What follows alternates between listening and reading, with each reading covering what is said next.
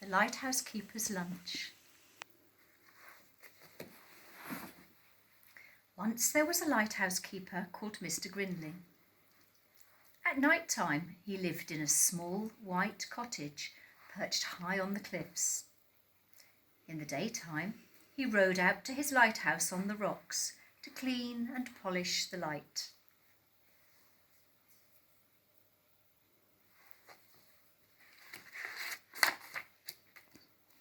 Mr. Grinling was a most industrious lighthouse keeper. Come rain or shine, he tended his light.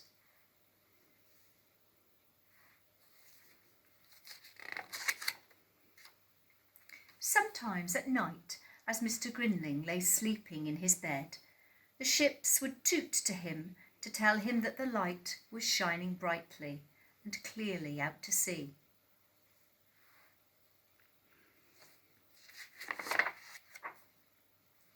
Each morning, when Mr. Grinling polished the light, Mrs. Grinling worked in the kitchen of the little white cottage. She made a delicious lunch for him. Once she'd prepared the lunch, she packed it into a special basket and clipped it onto the wire that ran from the little white cottage to the lighthouse on the rocks.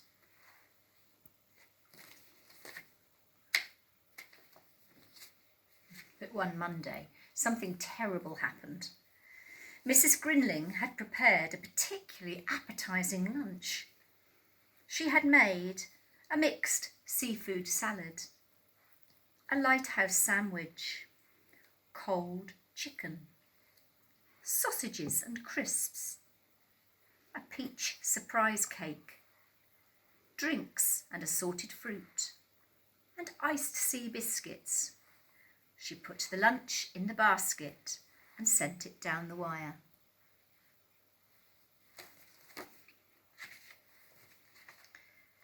But the lunch did not arrive. It was spotted by 3 scavenging seagulls who set upon it and devoured it with great gusto. "Clear off, ye varmins," shouted Mr. Grinling, but the seagulls took not the slightest bit of notice. "Oh, she's a great cook, Fred. Oh, yes, scrumptious lunch. Yeah.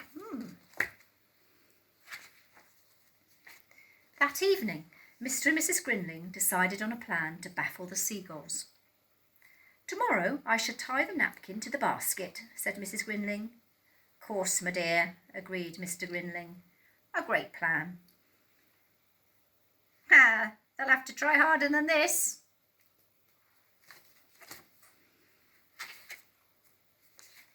On Tuesday evening, Mr. and Mrs. Grinling racked their brains for another plan. "They're a brazen lot, these seagulls," said Mrs. Grinling. "Brazen indeed," said Mr. Grinling. "What shall we do?" "Our cat does not appear to like seagulls," said Mrs. Grinling.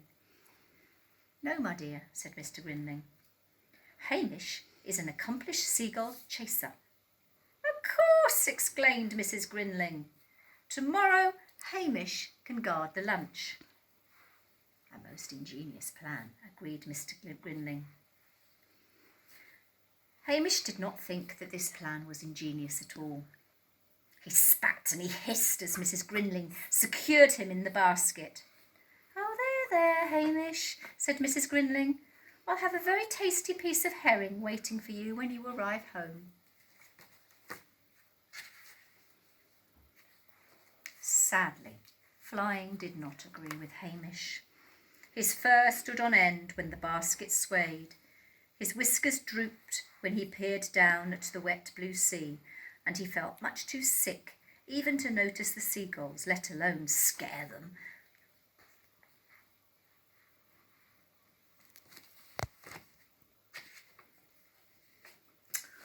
Lack a day, said Mr. Grinling sadly. "Meow, meow," agreed Hamish pitifully. On Wednesday evening, Mr. and Mrs. Grinling racked their brains again for a new plan. "What shall we do?" said Mr. Grinling. Mrs. Grinling looked thoughtful. "I have it," she said. "Just the mixture for hungry seagulls." Indeed, my dear, said Mr. Grinling. What have you in mind? Wait and see, said Mrs. Grinling. Just wait and see.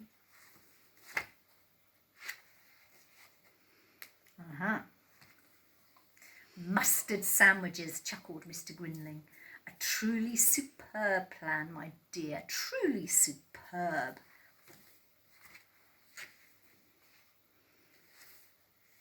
On Thursday morning, Mrs. Grinling carefully packed the mustard sandwiches and sent them off down the wire to the expectant seagulls.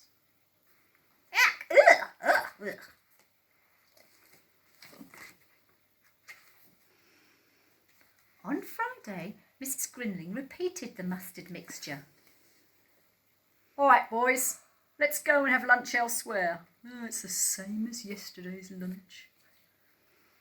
So on Saturday, up in the little white cottage on the cliffs, a jubilant Mrs. Grinling put away the mustard pot before she prepared a scrumptious lunch for Mr. Grinling. While he waited for his lunch down in the lighthouse on the rocks, Mr. Grinling sang snatches of old sea shanties as he surveyed the coastline through his telescope. And what did he see? Poor fisherman will be waiting for his lunch.